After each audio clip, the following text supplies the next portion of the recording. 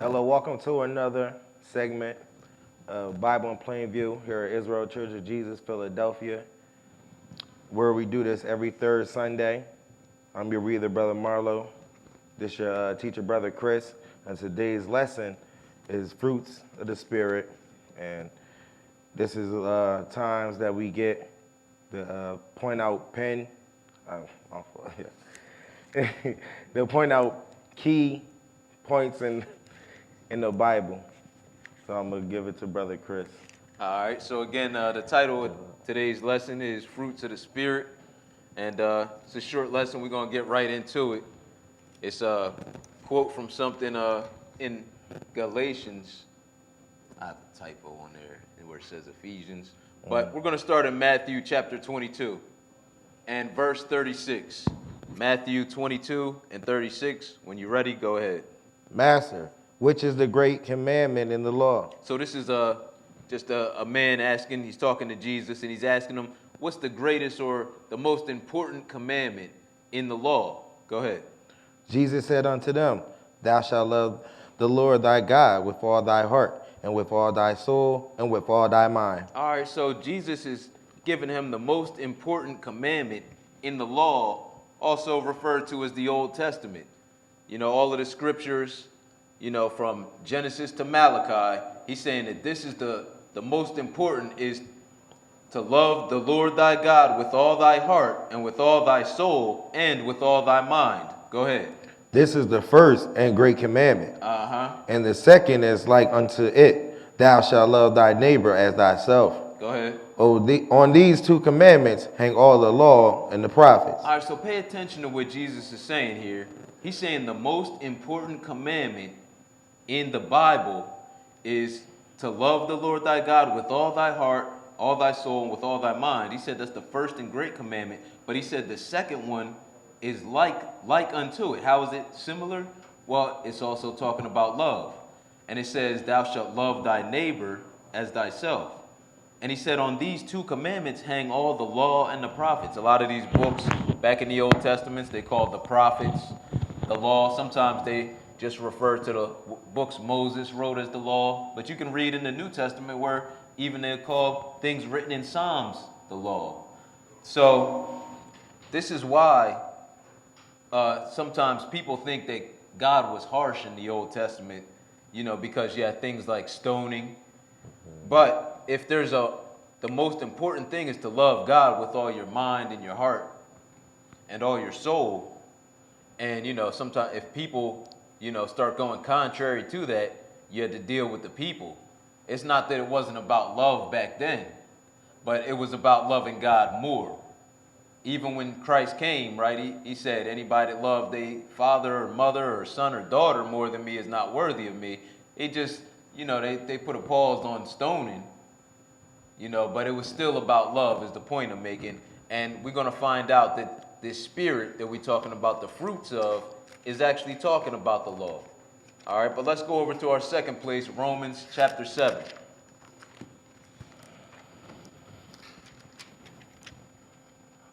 Romans 7, we're going to pick it up at verse 7. When you're ready, go ahead. What shall we say then? Is the law sin? God forbid. Nay, I had not known sin but by the law. Okay, because, you know, a lot of people, they twist Paul's writings. It's even written in the Bible, you know, in 2 Peter chapter 3, verses 15 and 16, where Peter, he warns people that Paul's writings can be hard to understand if you don't, you know, have some knowledge of the Bible, some understanding of the Bible, and that people twist it. It says they wrest it, the scriptures, as they do the other ones, but that word means they twist it to their own destruction. So they often go to Paul's writings to say that you don't have to keep any commandments anymore. But notice what Paul is saying here. He says, what shall we say then? Is the law sin? God forbid. He said, nah, I hadn't known what sin was except for the law told me. He said, I had not known lust except the law said, thou shalt not covet. It's one of the 10 commandments. I don't know if y'all can see it. The 10th one, thou shalt not covet. So he's saying, this is how I know what not to do. Go ahead. We're going to skip down to verse 12. Wherefore the law is holy. Now this is Paul, remember. He said the law is holy, Go ahead. And the commandment holy And the commandment holy. Go ahead. and just and good. Uh-huh. Was then that which is good made death unto me. God forbid, but sin, that it might appear sin working death in me by that which is good, that sin by the commandment might become exceedingly sinful. Okay, so Paul said, hey, the law is holy, it's just, and it's good. And he said, you know, because when the law came, if you read this whole chapter, you find out Paul had to stop doing some things when he found out that they were an offense to God. So it was like the law killed his old man, as he calls it. But he said, God forbid, you know, it wasn't made death unto me, but it pointed out what sin was.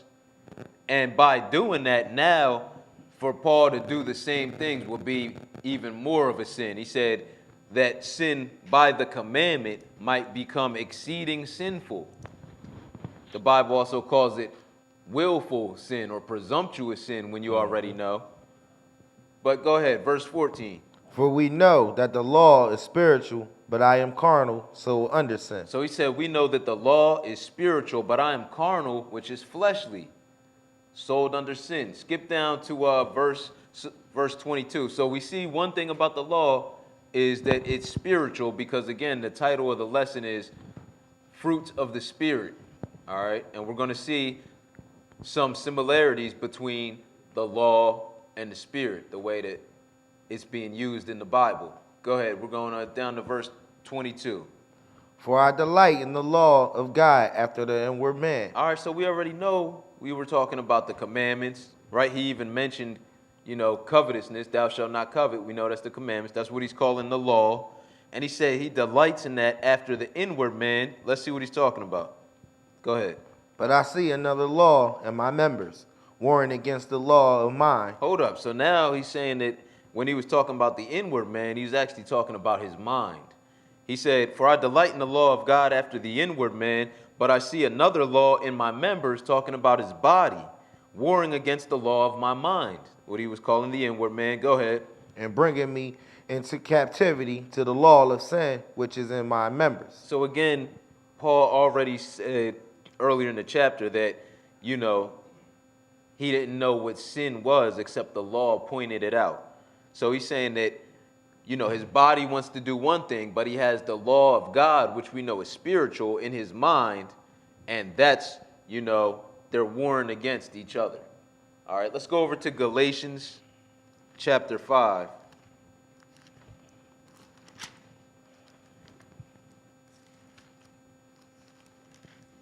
And we'll pick it up at verse 22. Galatians 5 and 22. When you're ready, go ahead. But the fruit of the Spirit is love, joy, peace, long-suffering, gentleness, goodness, faith, meekness, temperance. Against such there is no law. So notice what he says at the end of this, because the things that he's naming here, they're all what you might call attributes or characteristics. And he's saying that they're the fruits of the Spirit. In other words, we just read that the law is spiritual. And these are some of the characteristics that you're going to develop, that you're going to have to cultivate to keep the law. That these things are going to, you know, be present in you as a result of keeping the law. So he said, but the fruit of the Spirit is love, right? And we saw how the greatest two commandments are love, right? Love God, love your neighbor. But, you know, people, they were wondering, you know, why God seemed so harsh back then, because the greatest commandment is to love God. When people got out of pocket, sometimes you had to deal with them. So it didn't seem like love, but the love of God was more important. So he said, love, peace, long-suffering, gentleness. He names some of them: faith, meekness, temperance. He says, against such there is no law. So these are the things that keeping the law, you know, it goes along with these things. All right, let's go over to, we're going to look at a couple of these. Let's go to 2 Timothy 4 and 2. We're going to see that these things were present, you know, in the New and in the Old Testament, which again, this is the law, or what we see is spiritual This is what Paul is talking about in these chapters, referring to as the law.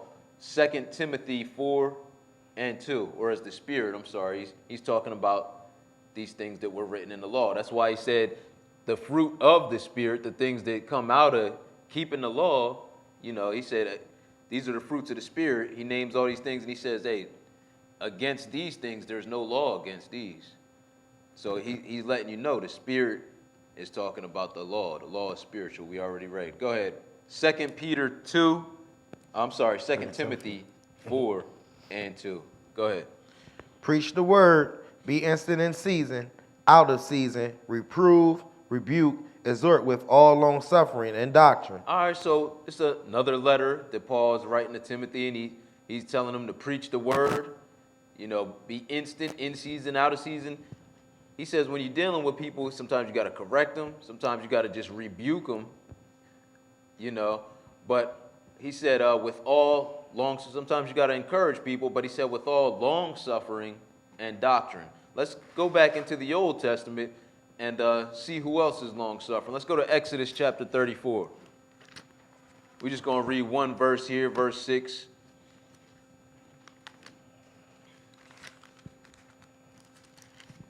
Exodus 34, verse 6. When you're ready, you can go ahead. And the Lord passed by before him. Who? The Lord passed by before him. All right, so we're dealing with the Lord. He's about to pass by before Moses. And what happened? And proclaimed, the Lord God, merciful and gracious, long-suffering. Hold up, what is he? Long-suffering. So the Lord is merciful, gracious, and long-suffering, and what? And abundant in goodness and truth.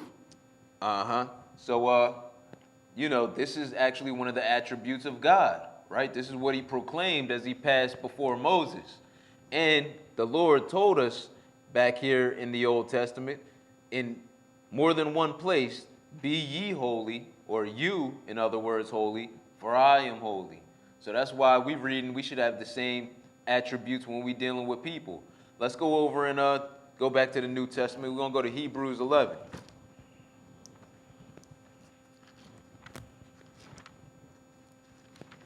And we're just going to go back and forth because this is how you get understanding of the Bible. You got to read it here a little and there a little, and you need both parts of it. Hebrews chapter 11, we're going to pick it up at verse 1. When you're ready, go ahead. Now faith is the substance of things hoped for, the evidence of things not seen. All right, so what are we dealing with here is faith. This is another one of the fruits of the Spirit that we read about. So we're just going to continue to touch on a couple of them. So it said that, read that again. Now faith is the substance of things hoped for, the evidence of things not seen. Uh-huh. For by it the elders obtained a good report. So it was by this faith, this hope, right? It says the substance of things hoped for. Obviously, you don't have what you're hoping for, which Paul, he says that in another place. And he says the evidence of things not seen. So obviously, you don't have it. You can't even see it. But he said by this faith, the elders obtained a good report, like a good record with God, in other words. But they had to hope in something that they didn't have. Skip down to verse 6 and go ahead. But without faith, it is impossible to please him. For he that cometh to God must believe that he is. So without faith, it's impossible to please God, is who this him is, because he that cometh to God must believe that God exists, in other words. Go ahead. And that he is a rewarder of them that diligently seek him. All right, so we got to believe, that God has these precious, he's going to fulfill these precious promises that he's given to us. We got to hope in that in order to please him, in order to do his will. When our body, as we already read, wants to do something else. It wants to go contrary to the law of God. So let's go back and see, can we find faith in the Old Testament? Let's go to Psalms chapter 27.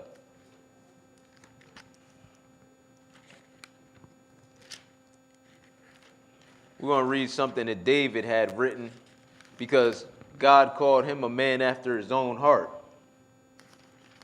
We're going to Psalm 27, and we're going to pick it up at verse 13. When you're ready, go ahead. I had fainted. So David said, I would have fainted, or in other words, he would have given up. If what? unless I had believed to see the goodness of the Lord in the land of the living. Hold on. He said, unless I had believed to see, right? We read the evidence of things not seen, but David didn't see this yet. This didn't happen yet. But he said, unless I had believed to see the goodness of the Lord in the land of the living. Brothers and sisters, this didn't take place yet. It tells you in the New Testament that David is dead. He's still in the grave to this day. So it was this hope, this faith we read about in Hebrews 11 that David had. This is one of the fruits of the Spirit. Go ahead, verse 14. Wait on the Lord, be of good courage, and he shall strengthen thine heart. Wait, I say, on the Lord. All right, let's go over and take a look at Luke chapter 14. We're going to look at another one of the fruits of the Spirit.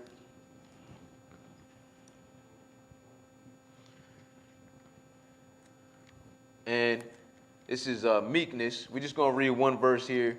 Luke 14 and 11, because meekness is like humility. It's like another word for being humble.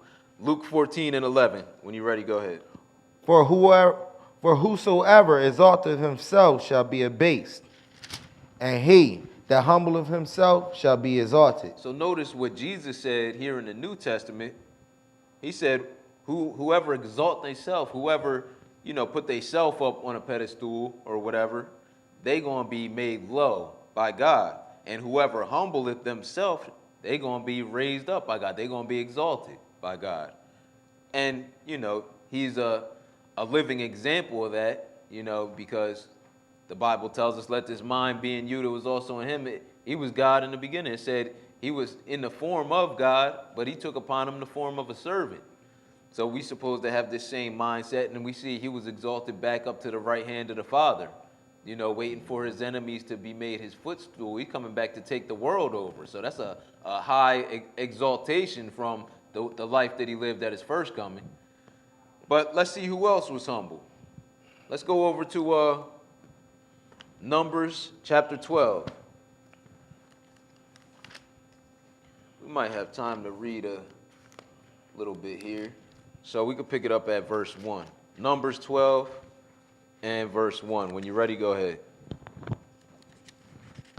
And Miriam and Aaron spake against Moses because of the Ethiopian woman whom he had married, for he had married an Ethiopian woman. All right, so they had an issue with this because, God had told Israel, not to give their sons unto the daughters of other nations and their daughters unto the sons of people of other nations, because he didn't want, them to turn away their hearts from serving him by, the gods that these other nations worship. So they took issue with Moses here, his sister and his brother. And what happened? And they said, have the Lord indeed spoken only by Moses? Have he not spoken also by us? All right, now, this may have happened. The Lord was dealing with them also, but it sounds like they kind of exalting themselves, right? Because it's not Moses that chose this position. God had chose him to deliver Israel and, to do the things that Moses is doing. He wasn't just doing his own will. What happened? And the Lord heard it. Uh-huh. Now the man Moses was very meek above all men which were upon the face of the earth. All right, so this is one of the fruits of the Spirit. And notice that Moses, he had this characteristic more than everybody on the whole earth. And this is the same man that God gave his commandments or his law to, right? This is what we're dealing with, the fruits of the Spirit, which we find out the law is spiritual. We find out the fruits of the Spirit, they are things that there is no law against, right? Go ahead. Verse 4. And the Lord spake suddenly unto Moses, and unto Aaron, and unto Miriam, come out, ye three, unto the tabernacle of the congregation. And they three came out. So we're going to see what happened, because we read that whoever exalt themselves shall be abased, right? So he called them all out. Go ahead. And the Lord came down in a pillar of the cloud, and stood in the door of the tabernacle, and called Aaron, Miriam, and they both came forth. And he said, hear now my words. If there be a prophet among you, I, the Lord, will make myself known unto him in a vision, and will speak unto him in a dream. All right, so the Lord letting Miriam and Aaron know how he deal with people normally through a vision or a dream. But what? My servant Moses is not so, who is faithful in all my house. Hey, we're going to find out how he deal with Moses. Go ahead. With him will I speak mouth to mouth, even apparently, and not in the dark speeches. And in the similitude of the Lord shall he behold. Yeah, and we read some of that, right? We just read in Exodus 34 where the Lord passed before Moses, right? Showed him his glory. He said, Moses is going to see my appearance, my similitude, the Bible calls it. He said, and I'm going to speak with him plainly, not in a vision or, a parable or something like that. He said, even mouth to mouth, not in dark speeches. Go ahead. Wherefore, then were ye not afraid to speak against my servant Moses? He said, why wasn't you afraid to talk to Moses like that?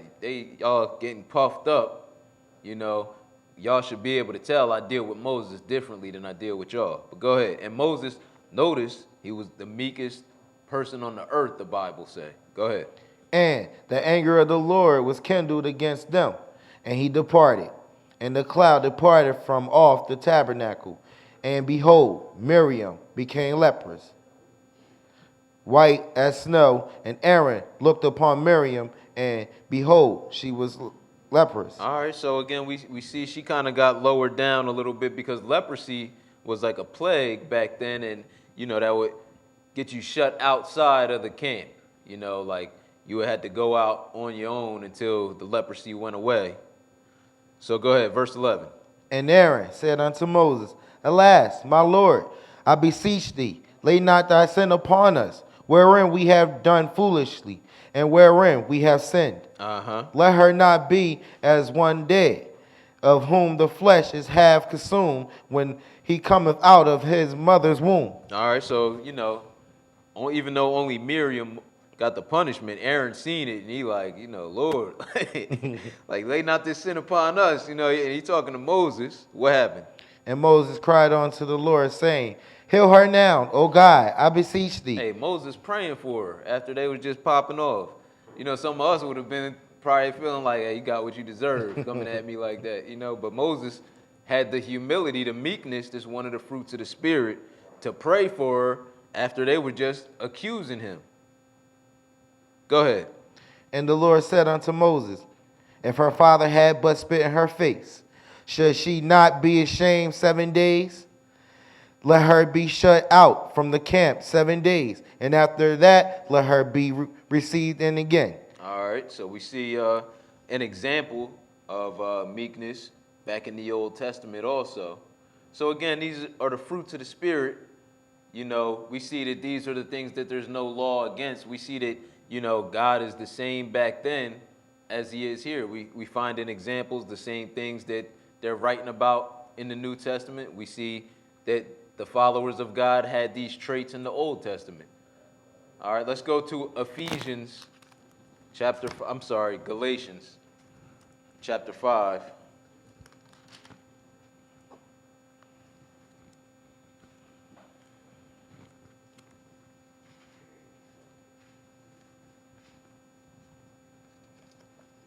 Galatians 5, and we're going to pick it up at verse 16. Because we already talked about the fruits of the Spirit, which we find out that the law is spiritual. You can read in John 6 and verse 63 where Christ say that my words are spirit, right? So really, whatever Jesus say, that's law, or that's what you can call the Spirit, all right? So now we're going to find out about what's contrary to that. But since we got a little time, let me see something. Just get a little more confirmation of this. We'll skip. We'll go to, hold where you at and go to Psalm 78. Just add one in. So we got a few minutes.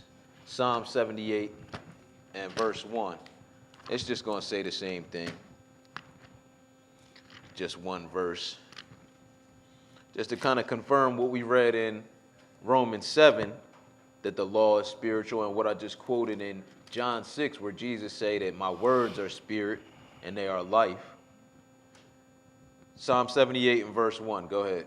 Give ear, O my people, to my law. Incline your ears to the words of my mouth. All right, so we see again. He said, give ear, O my people, talking to Israel, to what? Incline your ears to give words of my mouth. So he said, incline your ears to the words of my mouth and give ear to my law. All right, so we see they the same thing back here. But now let's go over to Galatians 5 and pick it up at verse 16. Galatians 5 and 16. When you're ready, go ahead. This I say then, walk in the spirit, and ye shall not fulfill the lust of the flesh. So what he's saying, if you keep in the commandments, you're going to be, as we already read about the law in Romans 7, right? He said, hey, there's one law in my mind. He said, I delight in the law of the inward man. He said, but I find another law in my members warring against the law of my mind. So he's just saying the same thing here. If you keep in the commandments, and you have them in your mind, and you're doing them, you're not going to be fulfilling the things of the flesh because they're contrary. But go ahead.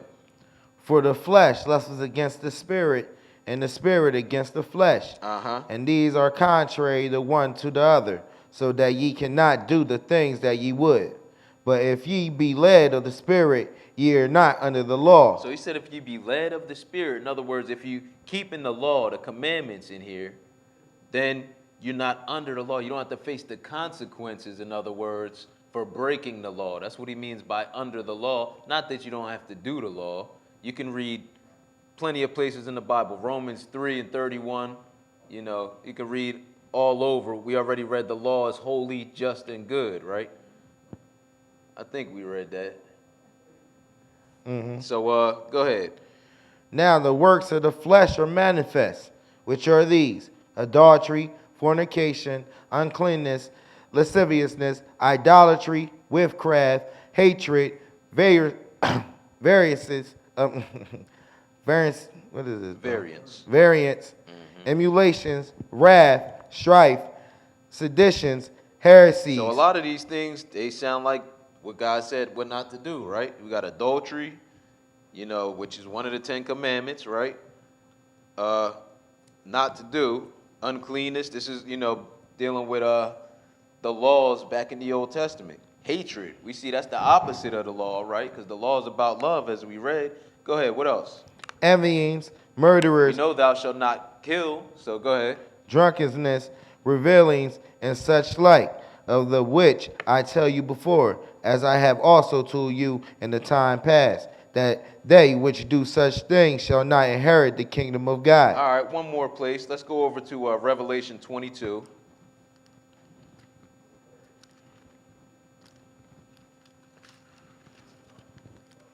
Revelation 22. We're going to pick it up at verse 13. When you're ready, go ahead. I am Alpha and Omega, the beginning and the end, the first and the last. All right, so these words aren't read. Obviously, this is Jesus speaking. Go ahead. Blessed are they that do this, that do his commandments. So he said, blessed are they that do his commandments, that what? That they may have right to the tree of life, and may enter in through the gates into the city. For without are dogs and sorcerers. So we read in Galatians 5 that idolaters are outside, or it said something about witchcraft. Now we see sorcerers. Go ahead. And whoremongers. We read about adulterers and fornicators in Galatians 5. Now we see whoremongers. Go ahead. And murderers and idolaters and whosoever loveth and maketh a lie. Same things that are against the law. We see that these people aren't going to make it into the kingdom through the gates of the city, right? It said, blessed are they that do his commandments, that they may have right to the tree of life, and enter in through the gates of the city. So hopefully it's clear what the fruits of the Spirit are. And if you enjoyed the lesson, you can like it, share it. Hopefully you got some understanding in Jesus' name. Peace. Peace.